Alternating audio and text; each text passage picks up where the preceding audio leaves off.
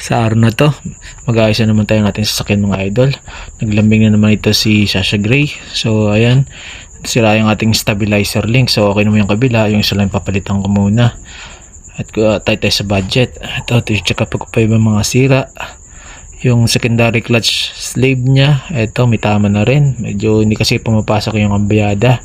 Kaya yun, dali-dali akong bumili mga pyesa, stabilizer link, clutch master, yung secondary slave. So ito, binuhusan na natin ng brake fluid. Ito, ganito yung ginagawa ko upang mas madali ko siya ma-bleed. Alagyan ko na agad siya ng ating brake fluid. So pagtapos niyan, pwede natin salpak yan. Sa mga hindi pa nga pala dyan nakapag-subscribe sa aking channel, pwede pong pa-subscribe naman. Maraming pong salamat sa inyo. At ito, dali naman ako sa ilalim. Grabing hirap magpalit ng clutch master slave. So ito yung pinagpalitan. So ito nga pala yung posisyon na tinatanggal ko, yung clutch master. Hindi sa may pedal ilalim. So napakahirap, talagang dukutan mga idol. So sinaga ko to, inabot talaga ako ng gabi dito kasi hapon na ako nakabili ng pyesa.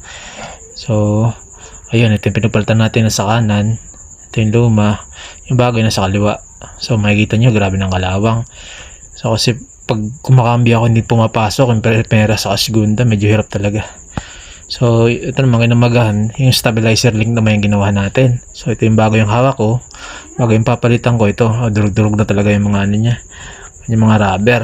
So ito yung naglalagotok pag liligo kayo, kaliwa kanan. So yun yung stabilizer link yung dapat palitan. So yun yung pinagpalitan natin, durug-durug na talaga. So ito yung bago. Ayan, maayos na maayos. Salamat sa panonood mga idol. Watch out for more video. Maraming pong salamat.